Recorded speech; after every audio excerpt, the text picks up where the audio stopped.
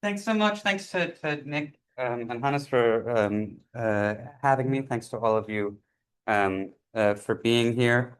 And thanks for tolerating a rather unspecific title. You'll find out in a moment what it is we're talking about. This is drawn from a book project that I'm tentatively calling Homotopian Vision, Porn Culture, and the Ethno-Ecological Imaginary. It's kind of a mouthful, but I'm thinking you'll get over the course of this talk a sense of what most of those terms mean. It treats a range of visual cultural phenomena from 1930s propaganda films, the kind that I'll be focusing on today, to trends in contemporary gay pornography and social media. It's the first time that I'm presenting these portions of the work together, so the discussion is going to be really helpful for me as I try and set out the ultimate chapter structure of the book and try testing these out as a pair. So without further ado. Across social media, the extreme right has been having a white boy summer, or at least by their own proclamation. Following a debut to Bizarre to Bear recounting here, the catchphrase has, in recent years, become a recognizable meme in far-right youth culture and a rallying cry for organizations like the Proud Boys and the freshly disbanded Junge Alternative für Deutschland. One prominent version of the meme marketed to the latter seems to advertise its global reach. The AI-generated picture, sold as a sticker on nationalist internet platforms like Patrialaden, features three well-muscled and notably blonde young men above an exclamatory announcement that this white boy summer is coming soon to your city too. And whether you like it or not, judging by the confident stride and markedly military bearing of the trio of boys in question. But if the backdrop would seem to suggest some cross between Miami and a vanquished Middle East, the iconography of the image nonetheless recalls its local historical inheritances. Common across these so-called memes for Deutschland, distributed by Wilhelm Kachel, a social media handle with some 20,000 followers on Instagram and another 5,000 or so on X, is a nostalgic nod to the folkish aesthetic of so much of the National Socialist propaganda of the 1930s. Another sticker championing combat sports as an antidote to drug abuse adds an ecological angle through its portrayal of two particularly chiseled blondes with veiny biceps boxing in a field. Yet another makes direct allusion to the Wandervogel scouting movement from whom the Nazi Party borrowed the greeting Heil, and plainly promises a hiking excursion through the German Heimat. One might be forgiven for imputing an ironic distance or camp resignification to all of this rather homoerotic kitsch, where its cliché is not embodied so attractively, which is to say that the political persuasiveness of this imagery is, I think, in some other measure salvaged by the comeliness and perhaps even implicit sex appeal of the pinup boys depicted. Today, I'd like to excavate the ideological aesthetic prehistory of such erotics and ecologies across coeval promotional films produced by the Hitler Youth in Europe and on this side of the Atlantic by Franklin Delano Roosevelt Civilian Conservation Corps. Arguing that these depictions rely on a quasi-pornographic titillation for their propagandistic purchase, I'll be examining political and ecological utopianism as it relates to queer models of kinship and racial nationalism. Implicit across these visual cultures, I will be contending, is a shared desire for what I'm calling the homotopian, a society-founding ambition of imagined communities as spaces of idealized racial, sexual, ethnic, and ecological homogeneity. Utopian inquiry into the various discourses informing my investigation, queer theory, the environmental humanities, queer ecologies, and porn studies, is well established in all of these domains. Especially since the publication of Jose Esteban Munoz's landmark monograph, Cruising Utopia, queer theory has been dedicated to the pursuit of alternative models of modes of sociality. Over the last decade or so, queer ecologists like Nicole Seymour, Katrina Mortimer Sandilands, and Bruce Erickson have aimed to extend this endeavor to ecological thinking in the hope of reorienting both sexual and environmental politics. Porn studies, too, has long been attentive to the utopian aspirations of its subject matter, beginning already with the pioneering work of Berkeley's own Linda Williams, which proved inaugural for the academic field. Adapting a conceptual apparatus Richard Dyer had originally developed for discussing the utopianism of the movie musical, Williams influentially applies it to Stephen Marcus's notion of the pornotopia, the omnipresent possibility of sex and pornography, in order to situate utopian desire at the very core of the pornographic imaginary. But whereas the ethical intervention intended by queer ecology aligns it with a certain measure of political hopefulness, the utopian aspects of the pornographic are generally ideologically ambivalent at best. It's just this tension we'll be seeking to explore today by examining the eroticized iconographies of masculinist homosociality in this transatlantic context. For the purposes of this discussion, we would be well advised to conceive of the pornographic and the ecological at once broadly and precisely. While some of the examples touched upon today in passing might verge on the properly eco-pornographic, my thinking is predicated on the suspicion that the homoeroticism so explicitly attached to environments in those instances brings into view pornographic thinking, and this is what I mean by the term porn culture, and tacit utopian aspirations elsewhere, from Tom of Finland to Abercrombie and Fitch. What I'll be theorizing throughout the talk, today's talk, is homo-eco-erotic utopianism. Sorry, it's a mouthful. Involves just such an unspoken assumption of same-sex eco-pornographic desire as a non-negotiable condition for group membership, tracing a surprising through line from American New Deal politics and German fascism to the political aesthetics of certain facets of contemporary political and internet culture. Oh no. Okay. I have a blank page. I don't know what happened there. We will find out. This seems right. They didn't have printing in the hotel, so okay. I'll begin with what is likely, given the audience, the less familiar American example, in part because its softcore pornographic tropology is arguably more explicit, allowing us better to tease out, by way of comparison, the somewhat more subtle and certainly more distressing homoeroticism of the German case study. So, to set the stage, between 1933 and 1944, over 3 million unmarried American young men enrolled in the Civilian Conservation Corps, CCC, a government work relief program vital to Franklin Delano Roosevelt's New Deal. Attracting the most public support of any New Deal program, the CCC, dubbed Roosevelt's Tree Army or Green Guard, was dedicated to the sometimes opposing tasks of conservation on the one hand, and on the other, the development of natural resources on federal lands through manual labor, frequently phrased as warfare on intrusive species, pests, or erosion. They planted billions of trees, created nearly 1,000 state parks, and on the whole, dramatically reshaped the national landscape. And you can see how much they play it up for the camera, I think, in this clip. This tree army also became the subject of a series of widely seen promotional documentary films produced by the Department of the Interior's Motion Picture Unit. To the extent that these short films serve as political propaganda, they're intended not only to justify the program and attract further enrollees, but also, as Jennifer Lynn Peterson explores in recent and ongoing work, to foster the democratization of environmentalism by modeling a state ideology of nature. Expanding on this view, I'd like to suggest that these pastoral images of homosocial bonding, trapping young men living in same-sex military-style encampments, and stripped to the waist while cheerfully laboring outdoors, make them models in another sense as well, namely from a pornographic aspect. Listen, for instance, to this vicarious impression of CCC imagery related in a podcast about Neil Maher's revealing book, Nature's New Deal, which argues in part that these boys' bodies came to feature chiefly among the natural resources intended to be conserved. But in the promotional material for the Corps, they had booklets and pamphlets and plays and films and songs. In all of it, most of it, you see these young men with their shirts off.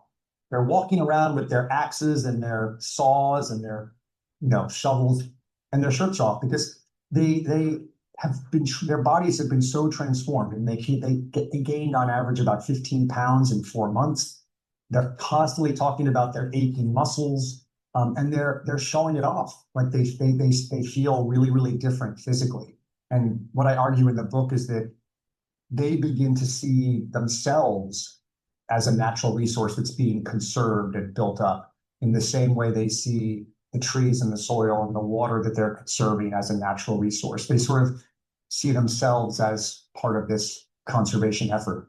When my wife woke up this morning, she's also, a history professor. I said, this book is great. I said, 3 million people in the CCC. And my wife said, nope, 3 million young men. And not just Right. 3 million young men, 3 million hot young men.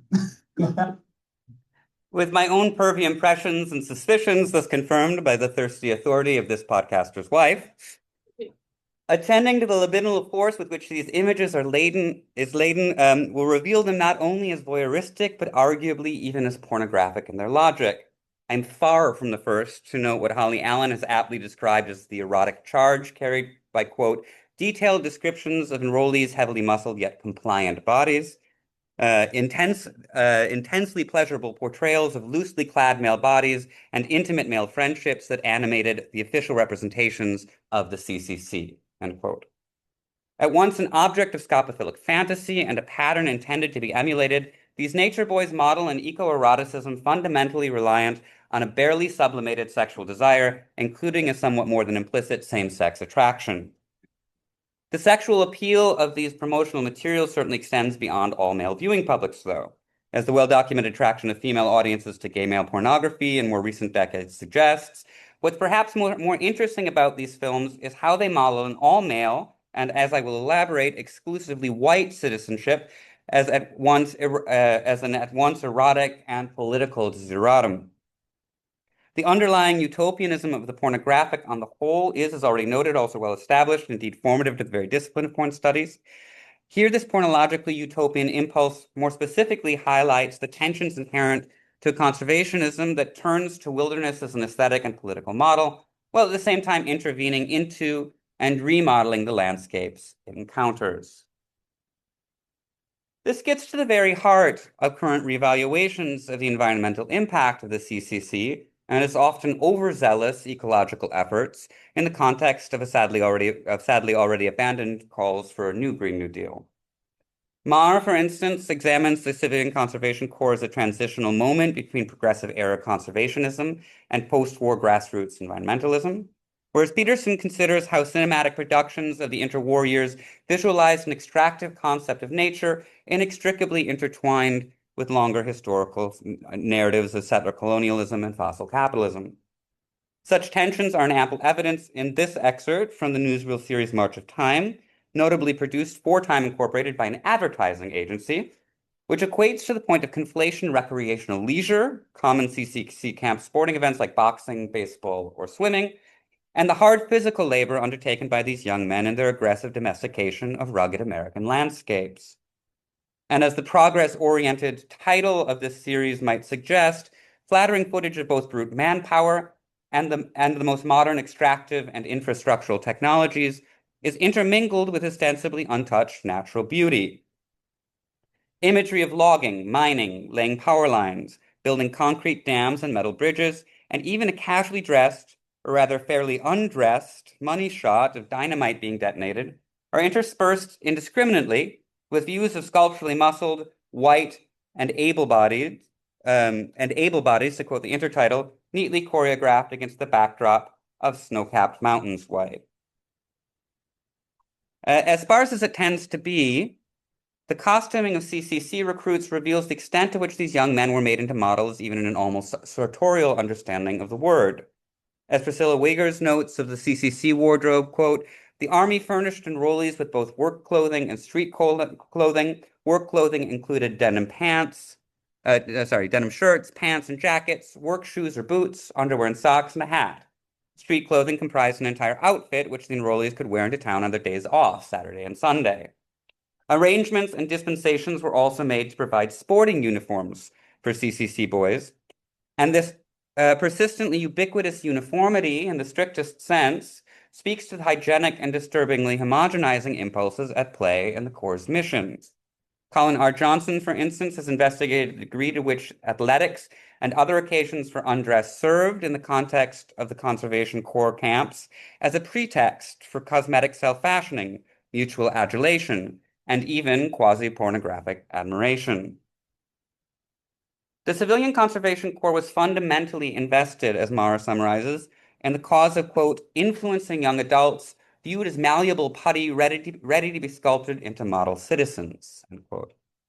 The biopolitical transformation of these young bodies is so thoroughly accentuated throughout camp publications and promotional materials that when another CCC film proclaims that recruits are landscaping the shores of Minnesota state parks, quote, to make them more attractive, the phrasing leaves telling room for playful ambiguity about whether this beautification is targeted at the landscapes or instead directed at the boys themselves. Undoubtedly, though, part of the self-improvement is aimed at engendering a manliness intended, as Allen compellingly demonstrates, to address broader anxieties about working-class bachelor society and intergenerational male intimacy that animated many facets of U.S. national culture in the Depression. That homoeroticism and even explicitly homosexual activity was a feature of camp life is unsurprising. Historian Martin Baumel-Duberman has excavated uncatalogued files housed at the Kinsey Institute for Sex Research that draw on the unorthodox fieldwork of sexual spies, so to speak, who seem to have taken it upon themselves to infiltrate camps, seduce CCC boys, and chronicle their exploits. The most detailed account claims salaciously, perhaps implausibly, to have initiated contact with more than 100 young men, constituting roughly half the population of the camp in question, and only to have been refused by 39, some of whom did nonetheless permit fondling of their genitals, if not their exposure. Even allowing for a healthy measure of hyperbole, this and similar reports paint a picture of CCC camps as replete with what is sometimes celebrated as an almost utopian homoerotic intimacy, but also exposed as a teeming economy of sexual favors between enrollees and their supervisors, as well as with older men in the surrounding communities. Nonetheless, both Holly Allen and Margot Canaday have persuasively argued that the relatively reputable standing of the CCC, as opposed to the otherwise largely comparable Federal Transient Program, FTP, which was aborted by 1935, is attributable to the success of the former and branding itself as an antidote to a Depression-era vagrancy crisis, stubbornly associated in the public imaginary with subversive intergenerational homosociality and sexual deviance. CCC boys were in fact required to send most of their pay home to their dependents, though such dependency was intentionally very loosely defined, Canaday demonstrates, in order to disguise the degree to which the CCC as well served unattached young men. A ruse rather punctured by the requirement that the CCC enrollees be unmarried. The propaganda films produced by the Department of the Interior portray civilian conservation corps camps as a site of familial and fraternal domesticity, programmatically expanding the compass of the domestic to include the nation on the whole, just as the Corps itself deploys these boys' physiques as constituting an exemplary national body. And who are these civilian conservation corps boys at work outdoors in the Garden State? They are some of the more than 1 million youths and World War veterans who have served with the Corps since it became a reality through presidential order in April 1933. Emergency conservation work has expanded tremendously as the program moved along. At the beginning of 1935, the Corps reached a new peak in size, 370,000 enrollees at work at the same time. 348 companies working in 41 of the 48 states were at that time assigned to state park improvements, such as those you have just seen in New Jersey. Out of the bewilderment of enforced idleness, they have come to put into action the idea of parks and the awakening of the people to the facts of conservation and recreation, to build themselves into finer human beings, and to contribute to the care of their dependents. During the first 15 months, the 9,343 enrollees from the Garden State, through the $25 monthly allotments to their families, sent home $2,400,000 to buy the necessities of life and to further the cause of recovery. A magnificent army of youth and feet enlisted in the furtherance of a recovery effort founded on the fundamental good sense of conservation.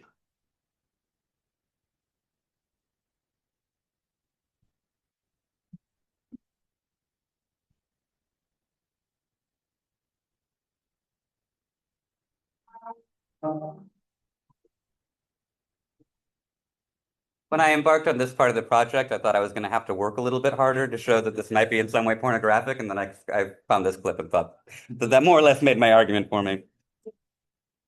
What might otherwise be misconstrued as women's work, cleaning, cooking, including some risky topless frying of what appeared to be fish fillets, and other household chores, is redeemed both by the insistently manly magnitude of these recounted statistics and by the suddenly silent concluding shots lingering reverentially on these boys' strong backs as they pose and flex.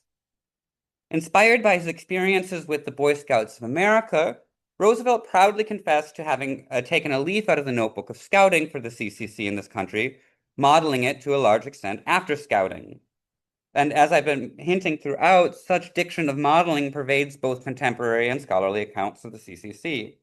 While Johnson, for instance, documents drag shows and even all-male beauty contests among the celebratory facets of male bonding in CCC camps, on the whole, as Allen concludes, the program with its, quote, model communities championed through, quote, positive role modeling, a virile, quote, model of masculinity, that weeded out effeminacy and channeled such homosociality into, quote, an exemplar of powerful white working class manhood, and so on. Nor is the pronounced whiteness of these models merely incidental. As Allen summarizes, sketching the contours of what I'm beginning to theorize as a homotopian vision, quote, because the CCC as a national project also served to model a particular vision of citizenship and national community, one that defined equality in terms of sameness and community in terms of brotherhood, it was also committed to a practice of racial exclusion. And I should note here the mostly segregated camps for Black Americans, who accounted by some estimates for nearly a tenth of enrollees, and also about the separate programs for Indigenous Americans. And there's some interesting stuff to be discussed there. Queer kinship in this context sheds light on what Allen describes as the racial dimensions of New Deal social citizenship. Quote, saving impressionable youth and containing its erotic potential meant, among other things, purifying it racially, end quote. And one CC administrator was fond of referring to the geographical spread of the organization as a great white chain of camps, so that whiteness sort of then extends to even how it looks on a map. This purification and insistent whiteness is, of course, emphasized by the black and white footage of the CCC, and also played up by these films' cinematography and mise-en-scène. Returning to the excerpt we just viewed, it's notable that the pale uniformity of these torsos and the fetishistic tightness of the framing make it difficult to discern whether the boys are doubled here by other bodies or merely posing in front of a mirror. The homoerotics and homo-utopianism of this moment repose on a similarity that dissolves into an absolute identity, to which I'll return in conclusion.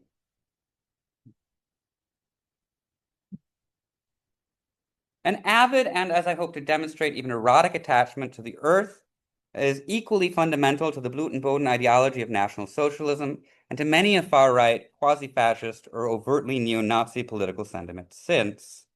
Most notably, in the wake of the Röhmputsch, the Night of the Long Knives, Leni Riefenstahl's Triumph des Willens, 1935, seeks at once to exercise the public specter of Nazi homosexuality while also mobilizing potentially homoerotic intimacies for the cause.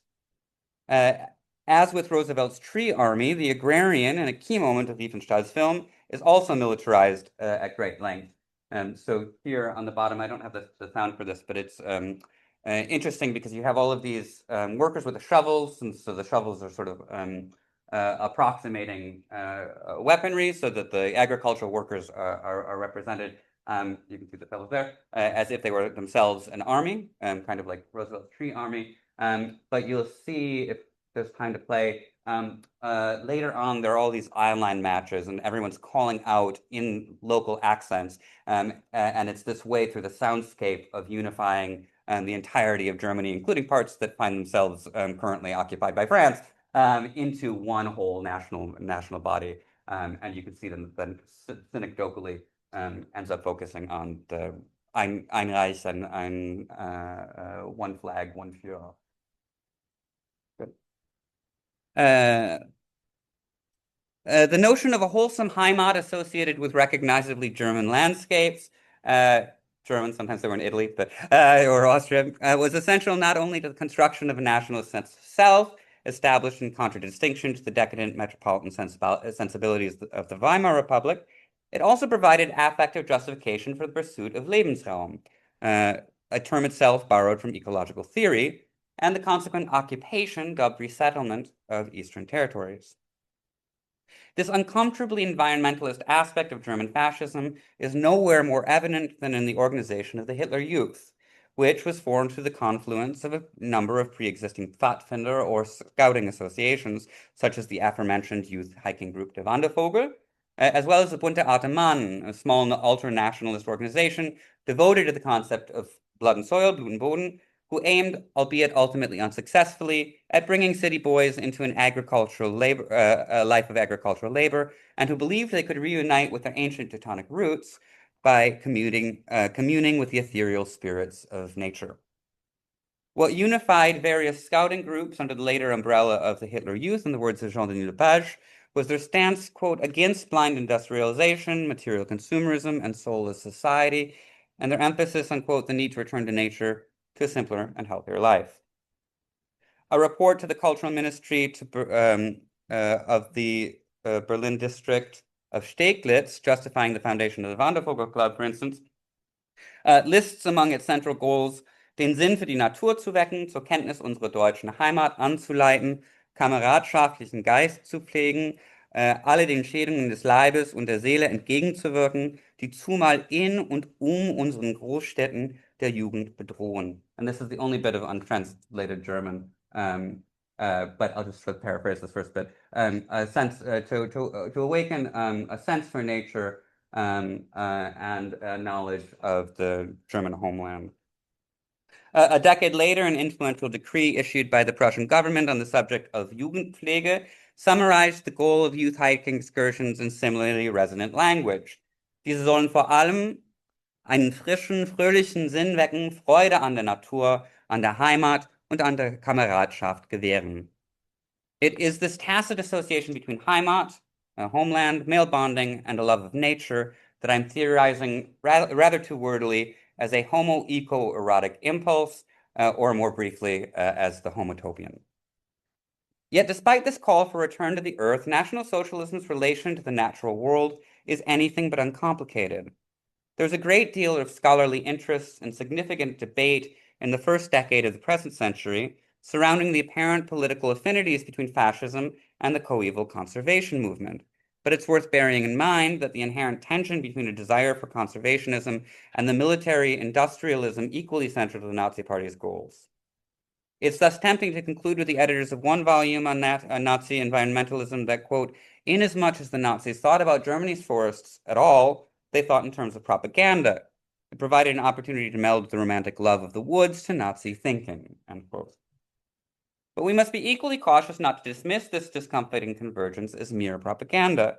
There are, after all, undeniable and deeply troubling ideological inheritances of such romantic Naturliebe, love of nature, in Nazi discourses on purity, conservation, even eugenics. In essence, what Walter Benjamin famously identified as fascism's aestheticization of politics. Here we'll examine how such aestheticization extends to and capitalizes on the sexualization of what Susan Sontag reveals to be a, quote, utopian aesthetics, physical perfection, identity of a biological given, implying an ideal eroticism, end quote.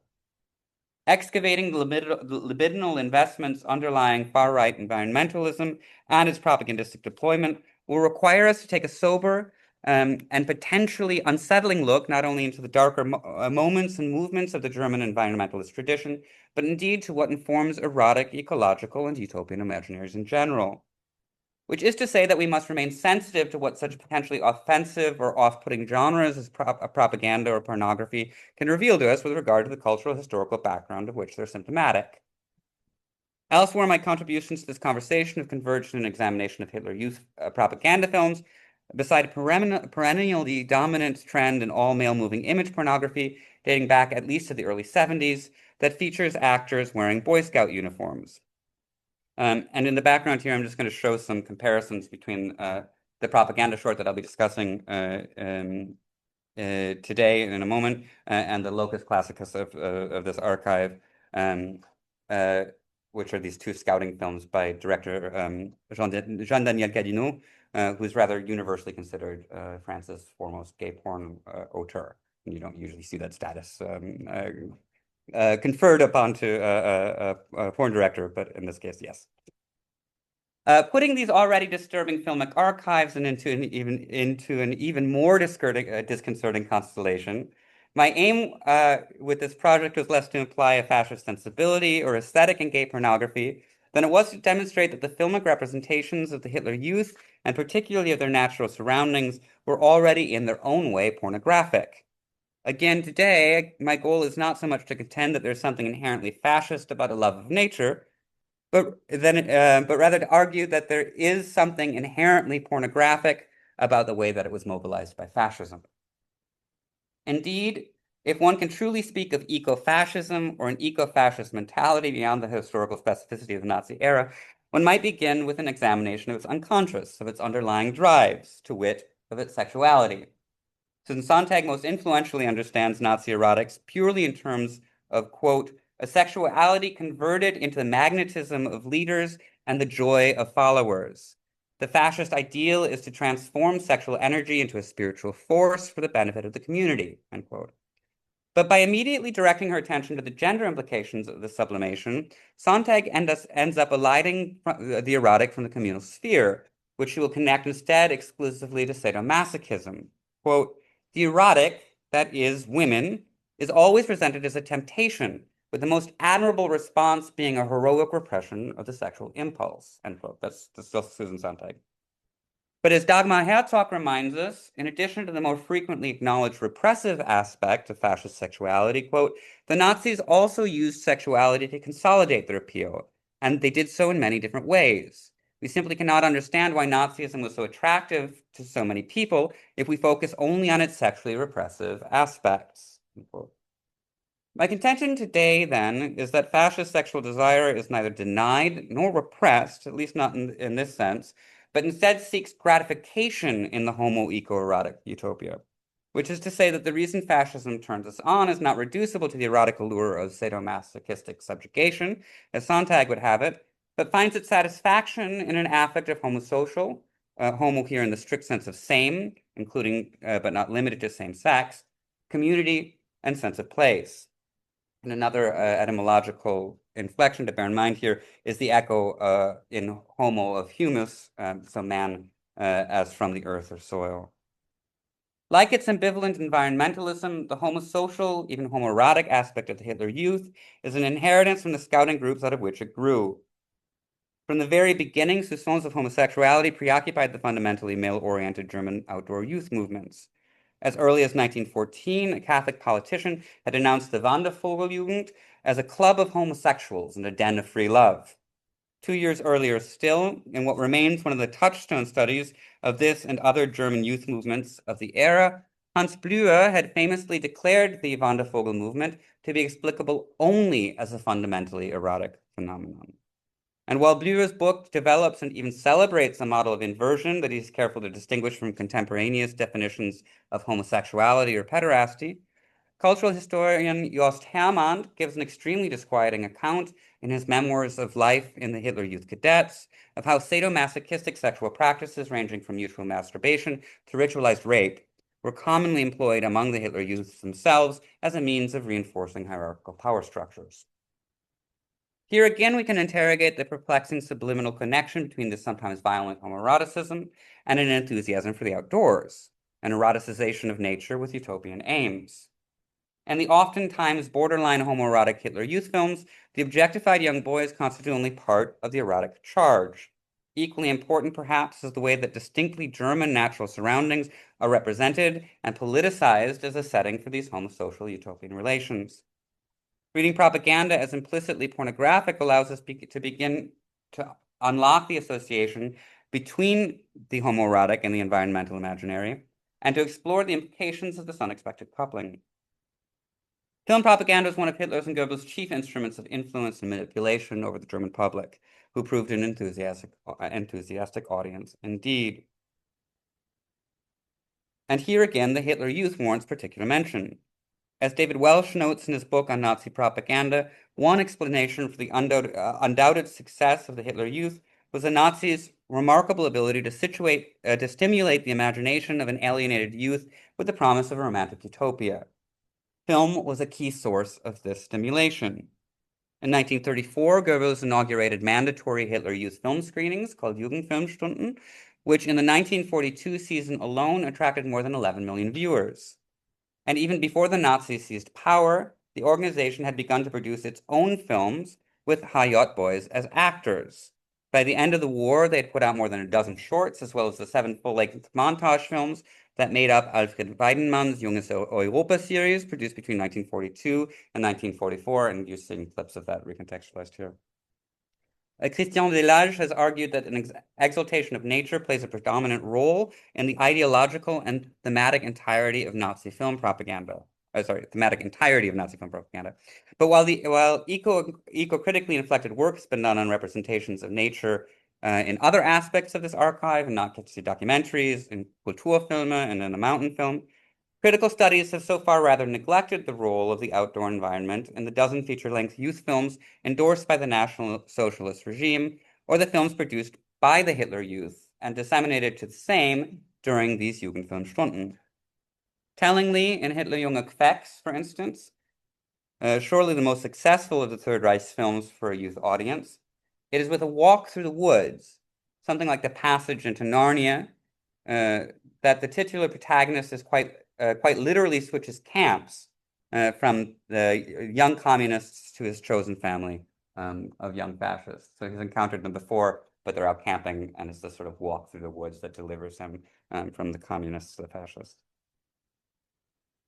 And you can see that he's spying on them, and he sees them. He sees their fire, and later you have the same sort of phenomenon on the beach, where he's attracted to the mass ornament. But it's the very first Hitler Youth film, a 1932 production called Hitlerjugend in den Bergen, that I propose to analyze here. Written and directed by Stuart Joseph Lutz, apparently under the supervision of Leni Riefenstahl's chief professional rival Arnold Beta, we can situate Hitlerjugend in den Bergen, Hitler Youth in the Mountains, somewhere between the 3 other genres I've just listed.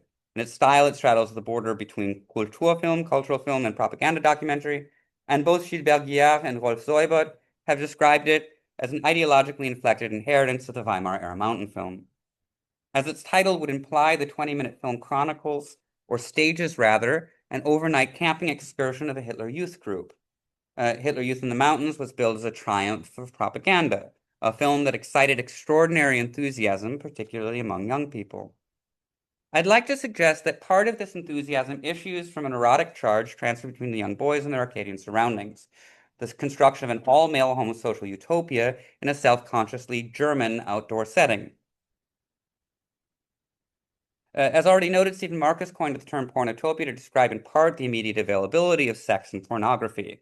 Quotidian occurrences like a pizza delivery provide an instant and uncomplicated occasion for intercourse. Or in the case of Boy Scout porn, camping, hiking, and swimming are typical pretexts.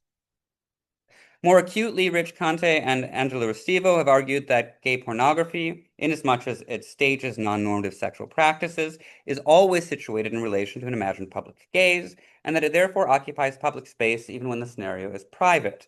In short, that by imagining spaces where gay sex can appear normal and natural, all-male pornography is utopian in a strictly spatial sense. That is, it is utopian in its own uniquely troubling way.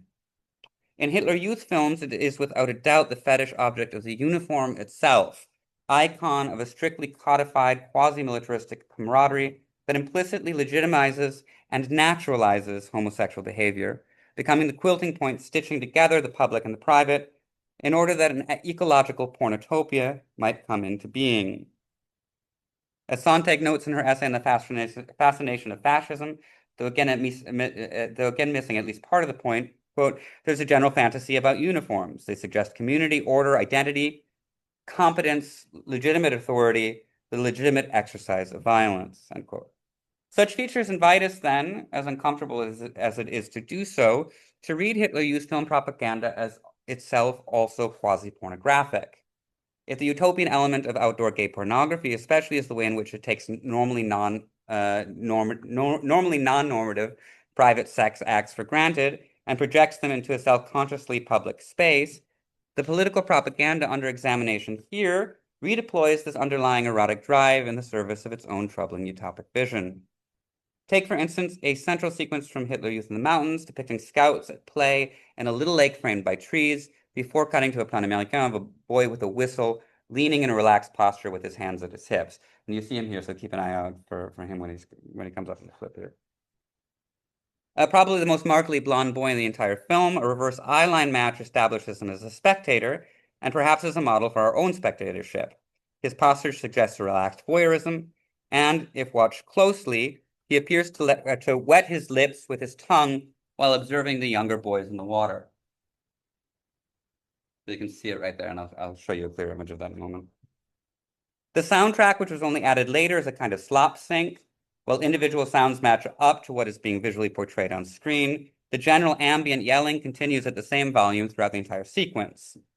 The effect that this has is to render the entirety of this outdoor space as a single unified location, which an intertitle "Become the Men That Germany Requires" manifestly designates as a space of socialization.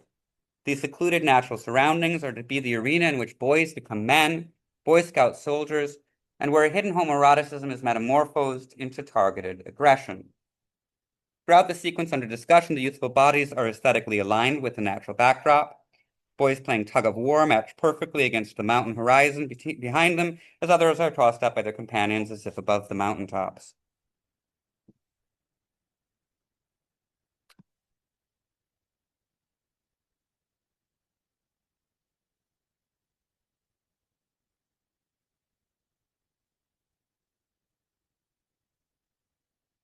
In a moment, you'll see another set of young voyeurs with a flag observe the action from above. And as they do so, these activities take on an undeniable homoerotic charge. Boys wrestle, ride on each other's backs, slap each other's asses, and are filmed playing leapfrog from an angle that in pornography would clearly connote sodomy, alternating between long shots and close-ups, as porn does between full-body views and meat shots, so close-ups of penile penetration. Throughout the sequence, so note his change of posture and then the whistle. I'll get to that in a second. Throughout the sequence, the games become increasingly belligerent, increasingly recognizable for what they are, namely war games. And this will be confirmed by the following sequence in which these more playful activities are replaced by the grueling military drills. So the cut back to the blonde with which the sequence concludes. Why is that not working?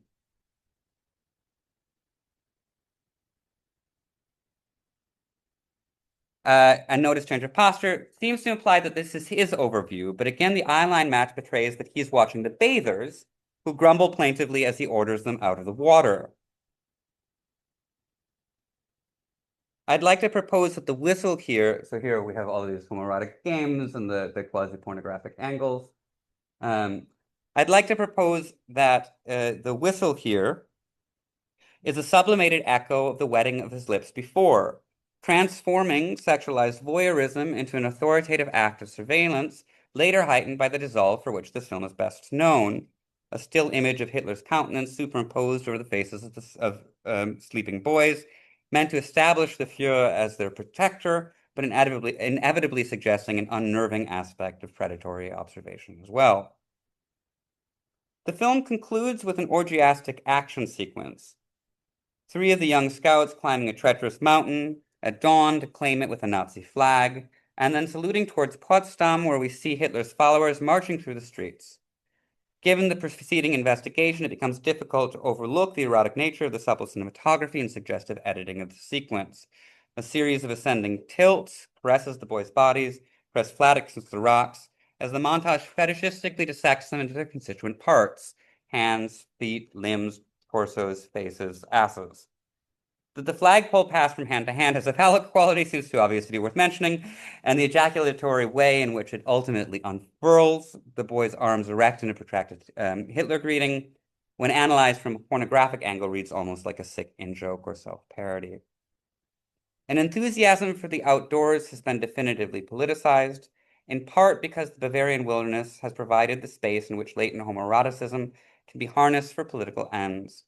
The variety of resocialization that will play a role in all male moving image pornography, has been preemptively co-opted in this earlier film as a means of encouraging militarism among these boys, becoming the men that Germany requires, as the earlier intertitle had put it. The utopian thrust, skip that.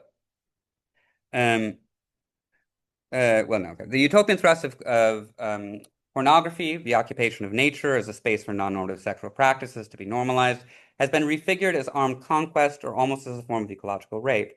And the Bavarian Alps have been utopically rendered as the ideal space for these war preparations to be staged.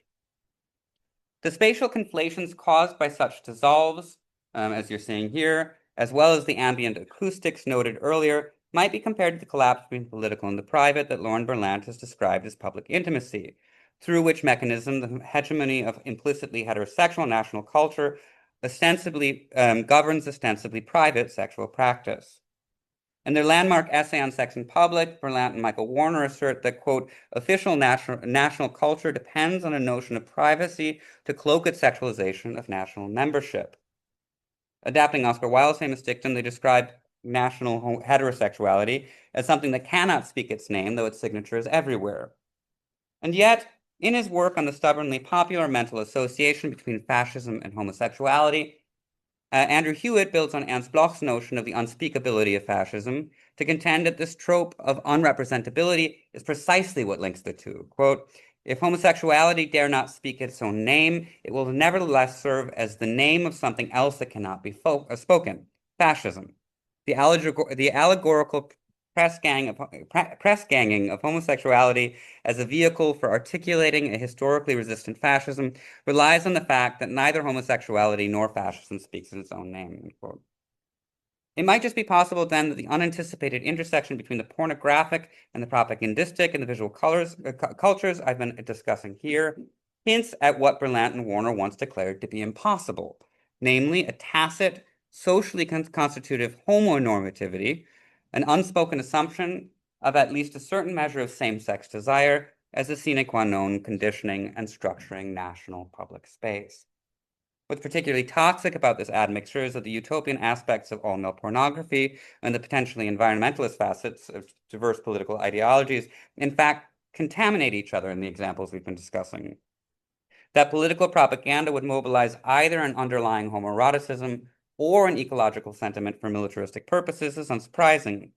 The unexpected and unwelcome insight afforded by the constellation I've just mapped is that it might be precisely an unspoken and not even entirely disavowed homotopian imaginary, the homo eco-erotic as assumed norm, that constitutes the necessary precondition for channeling this libidinal investment in national landscapes into a justification for Landnahme, or land grabs, in more senses than one. It is, in any event, a question of projection, the narcissistic thrill of seeing oneself on screen. Even in narrative features like Fex, the youthful actors were uncredited. The star himself identified for contemporary audiences only as Ein Hitlerjunge, the Hitler youth. The audience itself in a kind of cameo. Following this logic of identity and identification, allow me to conclude with a diptych of two very brief excerpts from CCC films that demonstrate in tandem how the ethno-nationalist bodybuilding exercises discussed before come to contaminate a conservationist agenda, understood as a reduction of human impact on purportedly untouched natural environments with a zeal for activity and masculine labor. Love the music.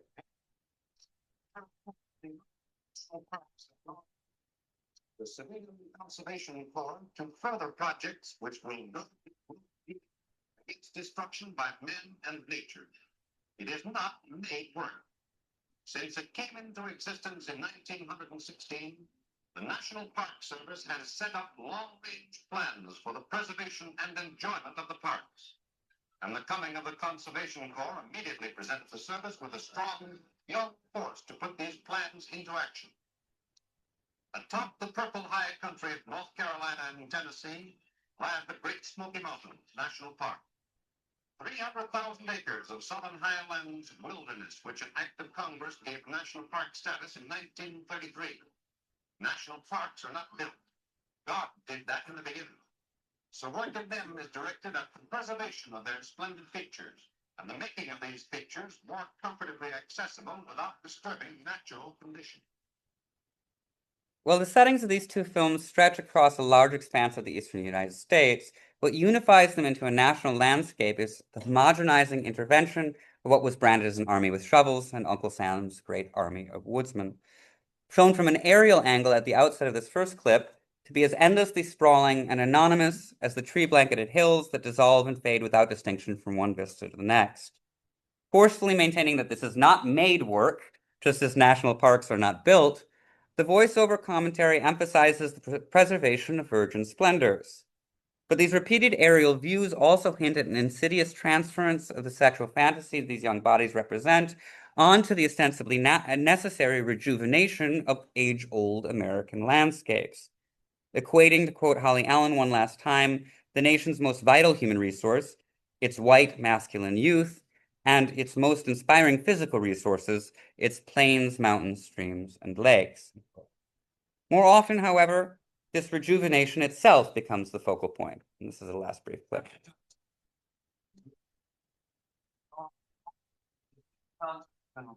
Make this recreation resource available to all people.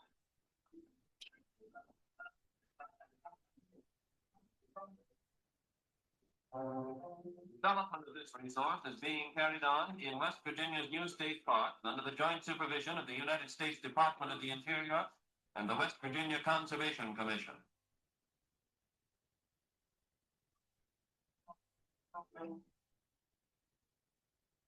Since the Conservation Corps went into the parks, much has been done. Roads, bridges, cabins, lodges, and dams have been constructed, and precaution has been taken to see that natural beauty is not spoiled.